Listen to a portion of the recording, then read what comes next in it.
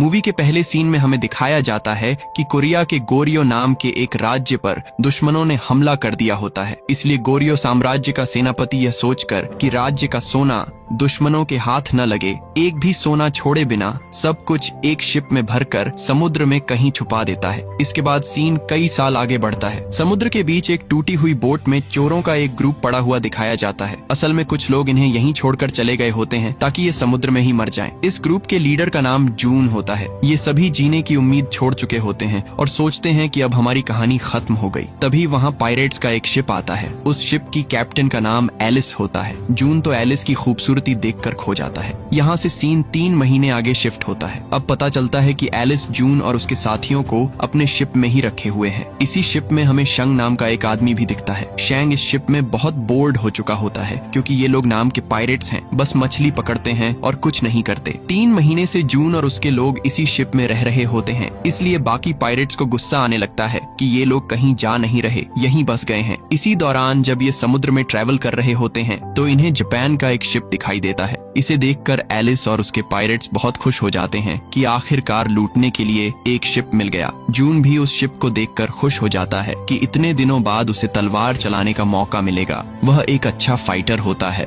लेकिन वहाँ मौजूद पायरेट्स उसकी बात पर भरोसा नहीं करते और उसे मजाक समझकर चिढ़ाने लगते हैं। ठीक है, ऐसा कहकर ये सब जापान के शिप के पास आते हैं उसे लूट करने के लिए। मैं पहले जाता हूँ कहकर जून आगे बढ़ जाता है, लेकिन फिर उसे पता चलता है कि उसके पास कोई वेपन ही नहीं है। इससे वहाँ के लोग जून पर अटैक करने लगते हैं। तभी एलिस भी उस जापान के शिप के अंदर आकर वहाँ के लोगों से फाइट करना शुरू कर देती है। एलिस कहती है, चलो देखते हैं ये कैसा फाइटर है, और जून को एक तलवार देती है। जून बिना टाइम वेस्ट किए वहाँ के सैनिकों से लड़ना शुरू कर देता है। उसकी फाइटिंग देखकर एलिस और बाकी पायरेट सब शॉक हो जाते हैं। देखते ही देखते जून पलक झपकते ही वहाँ के सारे सैनिकों को हरा देता है। इसके बाद एलिस और उसके लोग उस शिप को अपने कब्जे में लेकर चेक करते हैं, लेकिन वहाँ उन्हें सिर्फ सूखी मछलियों के अलावा कुछ भी नहीं मिलता। अब क्या करें, यह सोच ही रहे होते हैं कि उस जापान शिप का एक छोटा लड़का उठकर कहता है, हम यहाँ सिर्फ खजाने को ढूंढने आए थे, प्लीज हमें छोड़ दो। खजाने का नाम सुनते ही सब अलर्ट हो जाते हैं। जब उससे पूछा जाता है कि खजाना कहाँ है तो वह एक मैप दिखाता है, लेकिन उस मैप को कोई पढ़ नहीं पाता। तब जून उसे पढ़कर बताता है कि यह गोरियो साम्राज्य के खोए हुए खजाने का मैप है। ये सुनते ही सब बहुत खुश हो जाते हैं क्योंकि यह खजाना पूरे समुद्र में बहुत फेमस होता है। उस मैप में एक हाथी का दांत भी बना होता है, लेकिन उसका मतलब किसी को समझ नहीं आता। जून एलिस से कहता है, अगर हम इस खजाने को ढूंढ लें तो हमारी जिंदगी में कोई कमी नहीं रहेगी। एलिस थोड़ा सोचकर मान जाती है और कहती है कि सब तैयारी करो, हम मैप में बताई गई जगह पर जाएंगे। इसके बाद सभी पायरेट्स खुशी खुशी तैयारी करके एक आइलैंड की तरफ निकल पड़ते हैं क्योंकि मैप में लिखा होता है कि खजाना उसी आइलैंड पर है। काफी समय बाद वे सभी उस आइलैंड पर पहुंच जाते हैं। एलिस मैप को पढ़ने की बहुत कोशिश करती है, लेकिन उसे कुछ समझ नहीं आता। तब जून मैप लेकर कहता है, अब से मैं लीडर हूँ, सबको मेरी बात माननी होगी। तभी वे देखते हैं कि उनकी तरफ एक जंगली भैंसा आ रहा है। जून खुश होकर कहता है, इतने दिन मछली खाकर बोर हो गया था, आज इसे शिकार करूंगा, और तलवार लेकर आगे बढ़ता है। उसके पीछे कुछ लोग भी जाते हैं, लेकिन एलिस और बाकी लोग देखते हैं कि वहाँ सिर्फ एक नहीं बल्कि भैंसों का पूरा झुंड आ रहा है। वे जून को रोकने की कोशिश करते हैं, लेकिन वह नहीं मानता। फिर भैंसों का झुंड जून को उठाकर पहाड़ से नीचे गिरा देता है। यह देखकर सब दुखी हो जाते हैं और वहाँ से चले जाते हैं, लेकिन नीचे दिखाया जाता है कि जून अभी भी एक पेड़ की डाल पकड़कर लटका हुआ है। तभी उसे पास में एक हाथी का दांत दिखाई देता है। उधर जब सब जा रहे होते हैं तभी जून वापस ऊपर आ जाता है। उसे देखकर सब खुश हो जाते हैं। एलिस भी अंदर ही अंदर खुश होती है। तभी पता चलता है कि एलिस और जून एक दूसरे को पसंद करने लगे हैं। एलिस उस हाथी के दांत को लेकर कहती है कि अब उसे समझ आया कि मैप में यह क्यों था, असली मैप तो यही है और खजाने की लोकेशन इसी पर लिखी है। इसके बाद सभी उस दांत को लेकर वापस शिप जाने की तैयारी करते हैं। तभी एलिस जून और उसके साथियों से कहती है कि मैंने तुम्हें 3 महीने तक अपने शिप में रखा क्योंकि तुम समुद्र में भटक रहे थे, लेकिन अब मेरे शिप में सिर्फ पायरेट्स ही रहेंगे। अगर तुम हमारे साथ आना चाहते हो तो तुम्हें भी पायरेट बनना होगा। जून ये मानने से मना कर देता है और कहता है कि वह उनका गुलाम नहीं बनेगा, लेकिन उसके बाकी साथी एलिस की शर्त मान लेते हैं और उसके साथ शिप पर चले जाते हैं। इसलिए जून अकेला उस आइलैंड पर रह जाता है। इसके बाद अगले सीन में ली नाम के एक फाइटर को दिखाया जाता है जो बहुत ही डेंजरस होता है और तलवार चलाने में माहिर होता है। वह एक डाकू के पास जाकर उससे कहता है कि मैं गोरियो गोरियो साम्राज्य का राजा बनना चाहता हूँ। उसके लिए मुझे एक सेना की जरूरत है। अगर तुम अपनी सेना मुझे दे दो तो मैं खोए हुए गोरियो साम्राज्य के खजाने को ढूंढ कर ले आऊंगा, क्योंकि हमने गोरियो साम्राज्य के सेनापति के परिवार को पकड़कर टॉर्चर किया, तब हमें उस खजाने की असली लोकेशन पता चल गई। ये सुनकर वह डाकू भी मान जाता है और अपनी एक आर्मी उसके साथ भेज देता है खजाने को ढूंढ कर लाने के लिए। इधर सभी पायरेट्स हाथी का दांत मिलने की खुशी में पार्टी कर रहे होते हैं। वे कहते हैं कि अगर एक बार वह खजाना मिल गया तो वे बहुत अमीर हो जाएंगे और उन्हें कोई परेशानी नहीं रहेगी। तब पता चलता है कि एलिस अभी भी शिप को उसी आइलैंड के पास खड़ा रखी हुई है, क्योंकि उसे लगता है कि जून उसकी शर्त मानकर पायरेट बनकर वापस आएगा। इधर आइलैंड पर जून शिप को देखते हुए जंगल में मिले कंद मूल खाकर रह रहा होता है, यानी उसे पायरेट बनकर शिप पर जाना पसंद नहीं है। फिर जब सब लोग शिप में सो रहे होते हैं तो एक आदमी एलिस के पास आकर कहता है कि हाथी का दांत किसी ने चुरा लिया है। तब उन्हें पता चलता है कि वह दांत जून ने ही चुराया है। एलिस वहां आकर जून को मारती है और उससे पूछती है कि दांत कहाँ है। तब जून उसे समझाता है कि हाँ, मैं दांत चुराने शिप पर आया था ताकि तुम खुद मेरे पास आकर मुझे अपने शिप में आने के लिए कहो, लेकिन जब मैं दांत चुरा रहा था तब तुम्हारे शिप का शंग नाम का आदमी मुझे देख लिया, इसलिए मैं उसे भी साथ लेकर शिप से बाहर आ गया, लेकिन उसने मुझे धोखा देकर दांत लेकर भाग गया। इसके बाद हमें शांग को दिखाया जाता है। शांग अपना भेष बदलकर एक आइलैंड पर पहुंचता है, जहां वह उस हाथी के दांत को एक अमीर आदमी को बेचने वाला होता है और उस दांत को बेचने में एक ब्रोकर लड़की उसकी मदद कर रही होती है। उसी समय जून वहां आ जाता है। तब पता चलता है कि एलिस और उसके साथ के सभी लोग भी वहां पहुंच चुके हैं। एलिस को देखते ही शांग माफी मांगने लगता है, मुझसे गलती हो गई, मुझे माफ कर दो। लेकिन एलिस कहती है कि उसे नहीं छोड़ेगी और शांग के साथ उस लड़की को भी पकड़कर शिप पर ले आती है जो उसकी मदद कर रही होती है। यहाँ सभी पायरेट्स तैयार होते हैं कि शांग, उस लड़की और जून, इन तीनों को मार दिया जाए, क्योंकि इनके धोखे की यही सजा है। उस लड़की का नाम मिलेनो होता है। जैसे ही वे तीनों को मारने वाले होते हैं, जून किसी तरह बचकर हाथी का दांत लेकर एलिस के सामने आ जाता है और कहता है, मैं भी तुम्हारे साथ आऊंगा और इस खजाने को ढूंढने में मदद करूंगा, नहीं तो इस दांत को समुद्र में फेंक दूंगा। इस पर एलिस मान जाती है, क्योंकि वह भी जून को इतनी आसानी से मरने नहीं देना चाहती थी। वह सिर्फ उसे डराने के लिए ऐसा कर रही थी। इसके बाद सभी मिलकर उस हाथी के दांत पर लिपटे कपड़े को हटाते हैं तो उस पर एक मैप दिखाई देता है, लेकिन वह मैप कोड वर्ड में होता है, इसलिए किसी को समझ नहीं आता। तब जून उसे पढ़ना शुरू करता है, क्योंकि वह पहले गोरियो साम्राज्य की सेना में था। जून बताता है कि खजाना ढूंढने के लिए उन्हें समुद्र में मौजूद हेगिल्दो नाम की जगह पर जाना होगा। उस जगह का नाम सुनते ही सब डर जाते हैं, क्योंकि वह जगह बहुत मिस्टीरियस होती है और समुद्र के अंदर से एक नदी बहती है। तब जून कहता है कि खजाना पाने के लिए उन्हें उसी समुद्र के अंदर बहने वाली नदी को फॉलो करना होगा। ये सुनकर एलिस और बाकी पायरेट्स डर जाते हैं, लेकिन कोई और रास्ता नहीं होने की वजह से वे तैयार हो जाते हैं। इसके बाद सभी समुद्र में काफी समय तक ट्रैवल करते हैं और आखिरकार हेगिल्दो नाम की जगह पर पहुंच जाते हैं। ज्यादा लोग न जाएं, इसलिए कुछ ही लोग एक छोटी बोट में उस जगह पहुंचते हैं जहां नदी का पानी बह रहा होता है। फिर पानी के अंदर आसानी से सांस लेने के लिए वे लोग कुछ सूअर के पेट काटकर अपने साथ लाते हैं। इसके बाद वे समुद्र के अंदर बह रही उस नदी को फॉलो करते हुए एक बहुत ही मिस्टीरियस केव के अंदर पहुंच जाते हैं। सबको लगता है कि यही जगह पर खजाना होगा, इसलिए वे उत्साह से खोज शुरू कर देते हैं, लेकिन कितना भी खोजने पर उन्हें खजाने का एक छोटा सा भी क्लू नहीं मिलता। तभी जून नोटिस करता है कि वहाँ चट्टानों के पीछे से हवा आ रही है। जब सभी निराश होकर खड़े होते हैं, तब जून मजाक में कहता है कि एलिस हमारी कैप्टन है, इसलिए उसे हमारी जान की रक्षा करनी चाहिए और हमें खाना भी देना चाहिए। उसकी बात सुनकर एलिस की टीम का एक मेंबर गुस्से में जून से लड़ने आता है। तब जून उसे उठाकर हवा आ रही चट्टान पर फेंक देता है। जैसे ही वह चट्टान टूटती है, उसके अंदर एक और जगह दिखाई देती है। तब जून कहता है कि मुझे ये जगह पहले ही समझ में आ गई थी, तुम्हें दिखाने के लिए ऐसा किया। फिर जब वे अंदर जाते हैं तो उन्हें बहुत सारे बॉक्सेस में चांदी की चीजें दिखाई देती हैं। सभी पायरेट्स खुश हो जाते हैं कि यही खजाना है, लेकिन जून कहता है कि यह असली खजाना नहीं है, ये सिर्फ चांदी है। गोरियो साम्राज्य में एक कमरा सोने से भरा हुआ था, हमें वहीं ढूंढना है। सोना चांदी से हजारों गुना ज्यादा कीमती होता है। इसके बाद सभी पायरेट्स असली सोने के खजाने की खोज शुरू करते हैं। उसी समय जून को एक फ्लैग दिखाई देता है। वह कहता है कि मैंने ऐसा फ्लैग कभी नहीं देखा, ये बहुत अजीब है। जब वह उसे उठाकर देखता है तो उसे पता चलता है कि यह कोई फ्लैग नहीं बल्कि एक मैप है। जैसे ही जून और एलिस उसे देख रहे होते हैं, पूरी जगह हिलने लगती है। फिर बाहर से दिखाया जाता है कि ली अपने सैनिकों के साथ वहाँ पहुँच चुका है। वह भी खजाने की तलाश में आया होता है। जून और एलिस को पता चल जाता है कि कोई अंदर आ रहा है, इसलिए वे अलर्ट हो जाते हैं। इसी बीच शंग को वह मैप मिल जाता है जिसे जून और एलिस देख रहे थे। उसे देखते ही वह समझ जाता है कि यह समुद्र का मैप है और वह इन सभी जगहों पर पहले जा चुका है, इसलिए उसे सब कुछ पता है। उसे खजाने का क्लू भी मिल जाता है। उसी समय ली और उसके लोग अंदर आकर सब पर हमला कर देते हैं। एलिस की टीम के कई लोग वहां से बचकर शिप की ओर भाग जाते हैं, लेकिन एलिस और जून वहीं रह जाते हैं। जब ली के लोग उन पर हमला करते हैं तो वे भी लड़ना शुरू कर देते हैं। जैसे ही ली जून को देखता है, सीन फ्लैशबैक में चला जाता है। यहाँ हमें दिखाया जाता है कि जून और उसके साथ जो चोरों का ग्रुप है वह पहले चोर नहीं था, बल्कि गोरियो साम्राज्य की एक सैनिक टीम थी। उसी सेना में ली भी एक जनरल था, लेकिन जब भी युद्ध के दौरान उसके सैनिक घायल हो जाते थे तो वह उन्हें मार देता था, क्योंकि उसे लगता था कि वे लड़ने के लायक नहीं रहे। इसी वजह से जून, जो उस समय कमांडर था, ली को सेना से निकाल देता है। अब जब ली को जून फिर से मिल जाता है तो वह उससे बदला लेने के लिए उस पर हमला कर देता है। इसी बीच एलिस घायल होकर बेहोश हो जाती है। तब उसकी टीम का एक लड़का उसे उठाकर शिप की तरफ ले जाता है। फिर जून वहां रखी सारी चांदी की चीजों को पानी में फेंक देता है और खुद भी उनके साथ पानी में कूद जाता है। ली भी खजाना पाने के लिए उसके पीछे जाता है, लेकिन सांस नहीं ले पाने के कारण वापस ऊपर आ जाता है। उसी समय एलिस भी वहां आती है और चांदी के बक्सों को रस्सी से बांधकर ऊपर खींचने की कोशिश करती है, लेकिन वह सफल नहीं होती और वे सब समुद्र की गहराई में चले जाते हैं। अब जून और एलिस दोनों ही पानी में सांस नहीं ले पाते और मरने की स्थिति में पहुंच जाते हैं। तभी वहां एक बहुत बड़ी वेल आती है और दोनों को निगल जाती है। शिप में मौजूद सभी लोग सोचते हैं कि जून और एलिस मर गए और वे रोने लगते हैं। उसी समय उस वेल के सिर के ऊपर बने छेद से दोनों बाहर निकल आते हैं, लेकिन चांदी का खजाना पूरी तरह समुद्र में खो जाता है। इधर ली बहुत गुस्से में होता है। तभी उसे पानी में तैरता हुआ एक फ्लैग दिखाई देता है। वह वही समुद्र वाला मैप होता है। उसे देखते ही ली समझ जाता है कि असली खजाना कहीं और है और इस मैप के अनुसार जाने पर वह उसे मिल सकता है। इधर जब एलिस को होश आता है तो वह अपने शिप में होती है और उसके सामने मायरन बैठी होती है। यहाँ एलिस और मायरन के बीच दोस्ती हो जाती है। फिर एलिस जून से पूछती है कि वह समुद्र वाला मैप कहाँ है, क्योंकि अब उसे भी समझ आ जाता है कि वही असली खजाने का मैप है। तब जून कहता है कि मैंने उसे नहीं देखा, शायद वह वहीं कहीं गिर गया होगा। इस पर एलिस शिप को वापस उसी जगह ले जाने को कहती है। तभी मिरन बताती है कि शांग उस मैप को देख रहा था, शायद उसी के पास होगा। फिर सभी पायरेट्स शांग को घेर कर उसकी पूरी बॉडी चेक करते हैं, लेकिन उन्हें मैप नहीं मिलता, क्योंकि वह पहले ही ली के पास पहुंच चुका होता है। इसके बाद वे शांग को पकड़कर उससे पूछताछ करते हैं, लेकिन वह बार बार कहता है कि उसे कुछ नहीं पता और मैप कहीं खो गया है। तब एलिस गुस्से में अपने लोगों से कहती है, ठीक है, इसे मार दो, अब इसका कोई काम नहीं है। तब शांग उससे कहता है, मेरे पास मैप नहीं है, लेकिन मैं तुम्हें खजाने वाली जगह तक ले जा सकता हूँ, क्योंकि मैंने मैप को अच्छे से देखा है और उसमें जो जगहें थीं वहाँ मैं पहले जा चुका हूँ। मैं बचपन से जापानीज पायरेट शिप में था और जापानीज पायरेट्स हर जगह ट्रैवल करते थे, इसलिए मुझे भी सारी जगहों का नॉलेज है। वह आगे कहता है कि अगर हमें खजाना चाहिए तो हमें बगीसाम आइलैंड जाना होगा। उस आइलैंड का नाम सुनते ही सब शॉक हो जाते हैं, क्योंकि वहाँ पहुँचने के लिए समुद्र के बहुत खतरनाक तूफानों और बिजली स्टॉर्म को पार करना पड़ता है। फिर भी सब सोचते हैं कि अगर अपनी सारी परेशानियां खत्म करनी है तो यह रिस्क लेना ही पड़ेगा और वहां जाने के लिए तैयार हो जाते हैं, लेकिन उन्हें उस आइलैंड का रास्ता नहीं पता होता। तब शांग धीरे से कहता है, मुझे वहां जाने का रास्ता पता है, मैं तुम्हें ले जाऊंगा, लेकिन तुम्हें मुझे इस शिप का कैप्टन बनाना होगा। ये सुनकर सबको गुस्सा आता है, लेकिन शांग कहता है, मेरा बचपन से सपना है कैप्टन बनने का और हम इतनी डेंजरस जगह पर जा रहे हैं, पता नहीं वापस आएंगे या नहीं, इसलिए मेरी ये एक इच्छा पूरी कर दो। आखिरकार एलिस भी मान जाती है। अगले सीन में दिखाया जाता है कि अब शांग शिप का कैप्टन बन चुका है और एलिस शिप में सबके लिए खाना बना रही होती है। जून भी उसके साथ होता है और उसका बनाया खाना खाकर उसकी तारीफ करता है ताकि उसे इम्प्रेस कर सके, लेकिन दूसरी तरफ बाकी पायरेट्स उस खाने को खाकर उल्टी कर रहे होते हैं। एलिस सोचती है कि जून को उसका खाना बहुत पसंद आया है, इसलिए वह उसे और खाने को देती है और जून भी मुश्किल से उसे खा लेता है। इसके बाद एलिस और मिलेन कुछ समय साथ में बिताते हैं। फिर एलिस बिना किसी टेंशन के शांति से आसमान देख रही होती है। तभी जून उसे अपने प्यार के बारे में बता देता है और जून को भी समझ आ जाता है कि एलिस भी उसे पसंद करती है। अगले सीन में ली और उसकी सेना को दिखाया जाता है। वे भी उसी मैप की मदद से बगीसम आइलैंड की तरफ जा रहे होते हैं। ली को उस मैप में कुछ लोगों के सिर हेड्स बने हुए दिखाई देते हैं, लेकिन उसे उसका मतलब समझ नहीं आता। इधर शांग की कैप्टनसी में शिप आगे बढ़ रहा होता है। तभी वे देखते हैं कि समुद्र का पानी उबलने लगता है। ये देखकर एलिस कहती है कि कोई बड़ा खतरा आने वाला है, हमें शिप को बचाने के लिए तैयार रहना चाहिए। लेकिन शांग गुस्से में कहता है, मैं इस शिप का कैप्टन हूँ, जब तक मैं न कहूँ कोई कुछ नहीं करेगा। उसी समय देखते ही देखते आसमान बहुत डरावना हो जाता है और जिस खतरे से ये पायरेट्स अब तक डर रहे थे वह समय आखिर आ ही जाता है। बहुत ही खतरनाक बिजली शिप पर गिरने लगती है और शिप पूरी तरह टूटने लगता है। सब लोग अपनी जान बचाने के लिए इधर उधर भागने लगते हैं। तब एलिस बहुत मेहनत से एक असली कैप्टन की तरह शिप को कंट्रोल करने की कोशिश करती है। इसी बीच शांग समुद्र में गिरने वाला होता है। तभी जून आकर उसे बचा लेता है। किसी तरह बहुत मुश्किल से वे शिप को संभालते हुए आगे बढ़ते हैं और धीरे धीरे सब शांत हो जाता है और सूरज की रोशनी दिखाई देने लगती है। जब वे देखते हैं तो जिस बगीसम आइलैंड को वे ढूंढ रहे थे वह उनके सामने होता है। इसके बाद कुछ लोग तैयारी करके 2 छोटी बोट्स में आइलैंड पर पहुंचते हैं और बाकी लोग शिप पर ही रहते हैं ताकि उसकी देखभाल कर सकें। क्योंकि शंग अब उनका कैप्टन है इसलिए सब उससे पूछते हैं कि अब खजाना कहाँ है, लेकिन शंग को भी असली जगह नहीं पता होती। इसीलिए वह कहता है इस छोटे आइलैंड में कहीं न कहीं होगा, हम सब मिलकर ढूंढेंगे तो मिल जाएगा। दूसरी तरफ ली और उसके लोग भी